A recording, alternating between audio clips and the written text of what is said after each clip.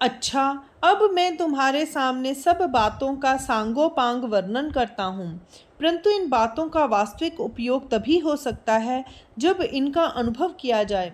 योगाभ्यास करने के लिए सबसे पहले एक उपयुक्त स्थान देखना चाहिए। वह स्थान ऐसा होना चाहिए कि यदि विश्राम करने की इच्छा से आदमी वहाँ जाकर बैठे, तो फिर वहाँ से उसका उठने को जी ही ना करे। वह स्थान ऐसा हो कि वहाँ के दृश्य से ही वैराग्य दूना हो जाए। यदि वहाँ संत जनों का निवास हो तो उससे संतोष की पुष्टि होती है और मन को धैर्य का सहारा मिलता है। जहाँ योगाभ्यास आपसे आप होता हो, जहाँ की रमणीयता के कारण हृदय को आत्म आनंद का अनुभव हो, हे अर्जुन, जिस स्थान पर पहुँचते ही पाखंडियों के मन में भी तपश्चर्या करने की बुद्धि उत्पन्न हो, जहाँ कोई रास्ता चलता आदमी अचानक पहुँच जाने पर यदि सकाम हो तो भी वह वहाँ से लौटने या हटकर जाने की बात बिल्कुल भूल जाए, ऐसा स्थान न रहने वालों को भी रोक लेता है, भटकने वालों को भी स्थिर करता है और वैराग्य को थपकी लगाकर जागृत करता है। वह स्थान ऐसा होना चाहिए कि उसे देखते ही विषय सुखों के लंपट को भी ऐसा जान पड़े कि मैं संसार का सुंदर राज्य छोड़कर यहीं शांतिपूर्वक पड़ा रहूं। बस वह स्थान ऐसा ही रमणीय होना चाहिए। इसके अतिरिक्त वह स्थान इतना शुद्ध भी होना चाहिए कि वहाँ आँखों को साक्षात ब्रह्म स्वरूप ही दिखाई पड़ता हो। उस स्थान में एक और विशेष गुण यह होना चाहिए कि वहाँ योगाभ्यास करने वाले साधकों की ही बस्ती हो और दूसरे लोगों का वहाँ आना जाना ना हो। वहाँ ऐसे बड़े बड़े और सघन वृक्ष भी होने चाहिए जो जड़ से ही अमृत के समान मीठे और सदा फल देने वाले हों और वे फल उनमें बारह मास लगते हों। साथ ही उस स्थान पर वर्षा काल के अतिरिक्त अन्य ऋतुओं में भी पग पग पर पानी मिलता हो और विशेषतः वहाँ पानी के बहते हुए झरने भी यथेष्ट होने चाहिए। यहाँ गर्मी बहुत ही ठिकाने की और साधारण पड़ती हो और शीतल तथा शांत वायु मंद मंद बहती हो। वह स्थान इतना शांत होना चाहिए कि जल्दी किसी प्रकार का शब्द वहाँ ना होता हो और पशुओं आदि को कौन कहे, तोते या भुनगे तक का भी वहाँ प्रवेश न होता हो। वह स्थान ऐसा होना चाहिए कि पानी के सहारे रहने वाले हंस और दो चार सारस आदि पक्षी ही कहीं कहीं दिखाई पड़ते हों और कभी कभी कोई कोयल वहाँ आ बैठा करती हो। इसी प्रकार सदा तो नहीं, पर हाँ कभी कभी कुछ मोर भी यहाँ आया जाया करते हों तो कोई हर्ज नहीं। हे अर्जुन, ऐसा स्थान बहुत ही सावधान होकर ढूंढना चाहिए और तब वहाँ कोई मठ या शिव मंदिर देखना चाहिए। इन दोनों में से जो अपने को अच्छा जान पड़े वही अपने लिए चुन लेना चाहिए और वहाँ बिल्कुल एकांत में जा बैठना चाहिए।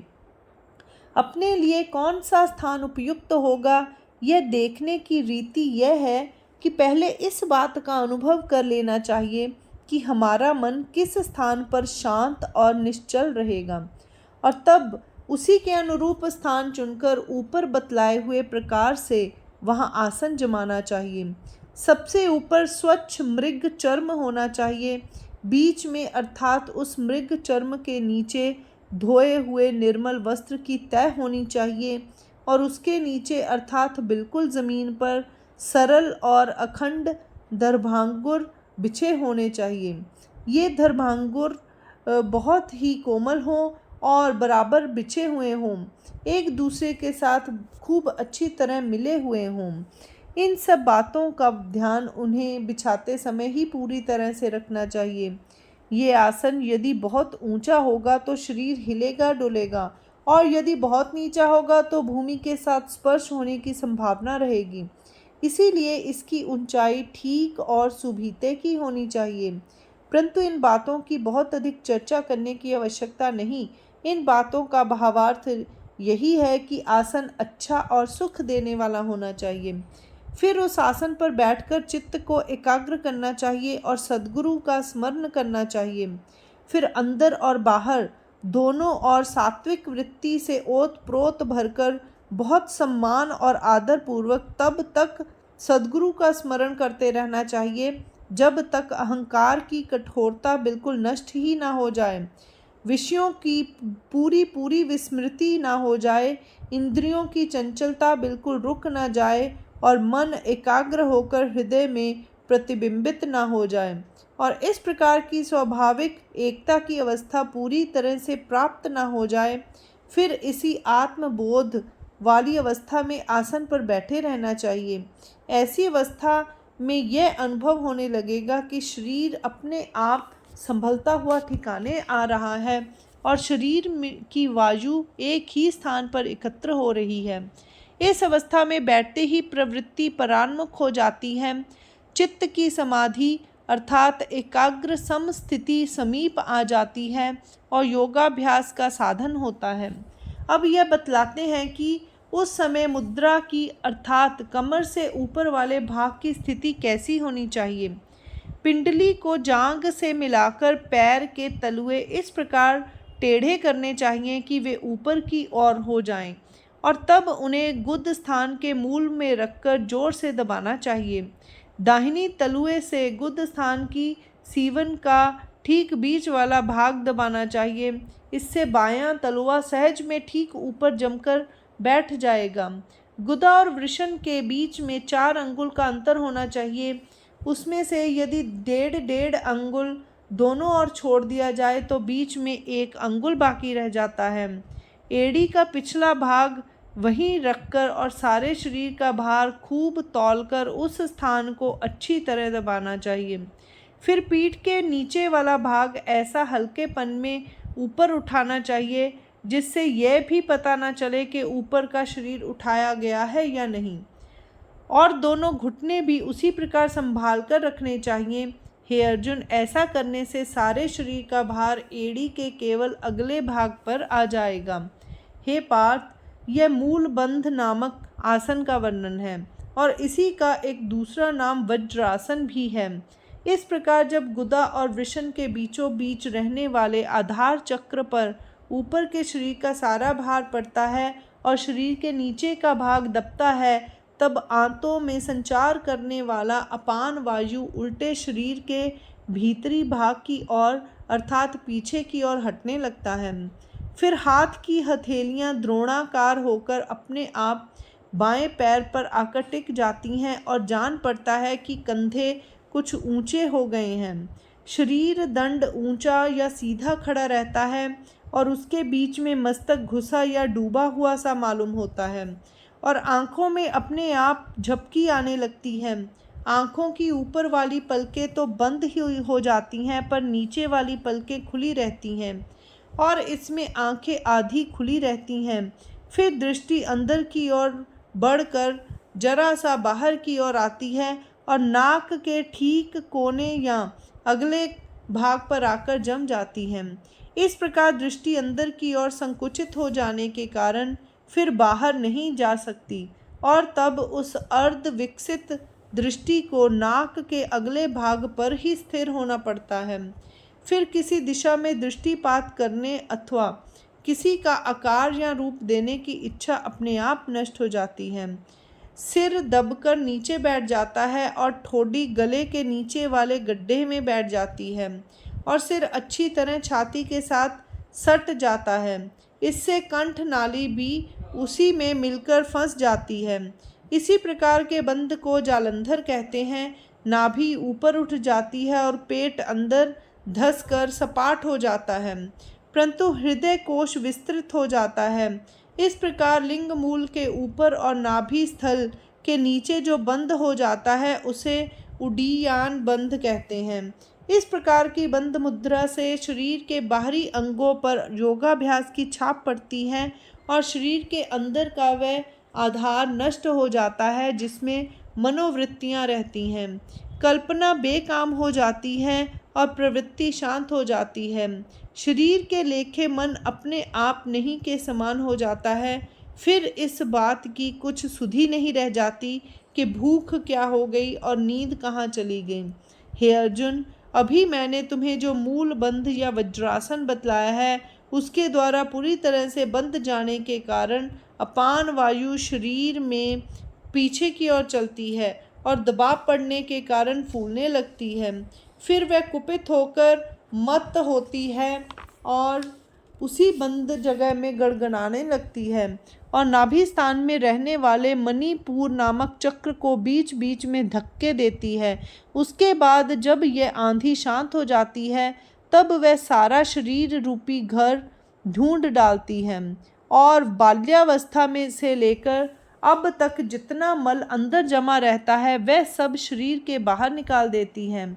अपान वायु की यह लहर शरीर के अंदर तो समा ही नहीं सकती, बल्कि इसीलिए वह कोठों से घुसकर कफ और पित्त को आधार स्थल से निकाल देती है। फिर वह उभरी हुई अपान वायु रुधिर आदि सातों धातुओं के समुद्र को उलट देती है, मेद के पर्वतों को चकनाचूर कर देती है और हड्डियों के अंदर बैठी हुई मज्जा तक को बाहर निकाल देती है। वायु मार्ग की नाली को खुलासा करती है और सब अवयवों को शिथिल कर देती है। इस प्रकार अपने इन लक्षणों से यह अपान वायु योग की साधना करने वाले नौसिखिए लोगों को डरा देती है, परंतु योग की साधना करने वालों के इन सब बातों से बिल्कुल नहीं डरना चाहिए। कारण यह है कि यह अपान वायु अपने इस प्रकार के व्यापारों से कुछ व्याधि उत्पन्न करती है, परंतु साथ ही साथ वह उस व्याधि का परिहार भी करती चलती है। शरीर में कफ और पित्त आदि के जो जलीय अंश हैं और मांस मज्जा आदि जो पृथ्वी के अंश हैं, वह उन सबको एक में स्थित कर देती है। इसी बीच में हे अर्जुन, आसन के ताप के कारण कुंडली नाम की शक्ति जागृत होती है। जिस प्रकार नागिन का कुमकुम के समान लाल बच्चा कुंडली मारकर बैठता है, उसी प्रकार यह कुंडली नामक छोटी नाड़ी 3 फेरे की कुंडली मारकर और सिर नीचे करके नागिन की तरह सोई रहती है। विद्युत के बने हुए कंकण या अग्नि की ज्वाला की रेखा या सोने के बढ़िया घोटे हुए पांसे की तरह यह कुंडलनी नाभि स्थान की छोटी सी जगह में अच्छी तरह बंधनों से जकड़ी हुई पड़ी रहती है। पर जब उस पर वज्रासन का दबाव पड़ता है तब वह जाग उठती है। फिर जिस प्रकार कोई तारा टूट पड़ता है अथवा सूर्य का आसन टूट पड़ता है अथवा स्वयं तेज का बीज प्रस्फुटित होने पर उनमें से कोमल गाभ निकलता है, उसी प्रकार यह कुंडलिनी अपना घेरा छोड़ देती है और मानो अंगड़ाई लेती हुई नाभि कंध पर खड़ी हो जाती है। स्वभावतः यह बहुत दिनों की भूखी रहती है, तिस पर वह दबाकर जगाई जाती है, इसीलिए वह अपना मुख बड़े आवेश से खोलकर ऊपर उठती है। उसी समय उसे अपने सामने वह अपान वायु मिल जाती है जो हृदय कोश के तल में आकर एकत्र हुई रहती है, और तब वह उस समस्त वायु को अपने अधिकार में कर लेती है। अपने मुख की ज्वाला में वह उसे ऊपर नीचे और चारों ओर से घेर लेती है और मांस के कौर खाने लगती है। जहाँ जहाँ मांस रहता है वहाँ वहाँ पहुँचकर वह उसे खाने लगती है और अंत में हृदय के भी 1-2 कौर वह चट कर जाती हैं। फिर वह पैरों के तलुओं और हाथों की हथेलियों की भी खबर लेती है और तब ऊपर अंश पर भी हाथ साफ करती है। इस प्रकार वह शरीर की प्रत्येक संधि और प्रत्येक अंग की तलाशी लिए बिना नहीं रहती। वह नीचे के भागों को भी नहीं छोड़ती, यहाँ तक कि नाखूनों का सार भी वह चूस लेती है, चमड़े तक का सत्व निकाल लेती है और तब हड्डियों पर जा पहुँचती है। वह हड्डियों की नलियों तक का रस चूस लेती है, शिराओं के जाल तक साफ कर डालती है, और इन सब बातों का परिणाम यह होता है कि बाहर की ओर के रोम कूप सब बंद हो जाते हैं।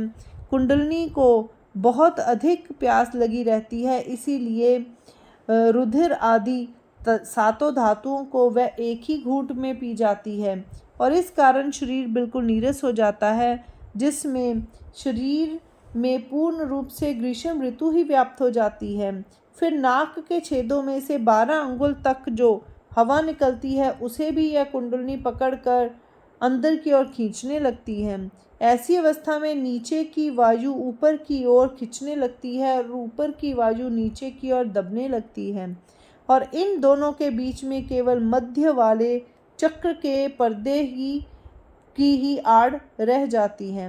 यदि बीच में यह आड़ ना हो तो ये दोनों वायु उसी समय एक दूसरे से मिल जाएं, परंतु कुंडलिनी कुछ व्यग्र होकर इनसे कहती है, क्या केवल तुम ही दोनों अब तक बच रही हो? हे अर्जुन, इनका अभिप्राय यह है कि यह कुंडलिनी शरीर में पृथ्वी वाला अंश खाकर भी समाप्त कर डालती है और जल के अंश का तो वह कहीं नाम ही नहीं रहने देती। जब यह शरीर में पृथ्वी और जल दोनों ही भूतों को खा डालती है, तब यह पूर्ण रूप से तृप्त हो जाती है और तब कुछ शांत होकर सुषुम्ना नामक नाड़ी के पास रहती है। वहाँ अतृप्त और संतुष्ट होकर वह जो गरल या विष उगलती है, वही प्राणवायु के लिए अमृत के समान हो जाता है और उस अमृत से प्राणवायु जीवन धारण करती है।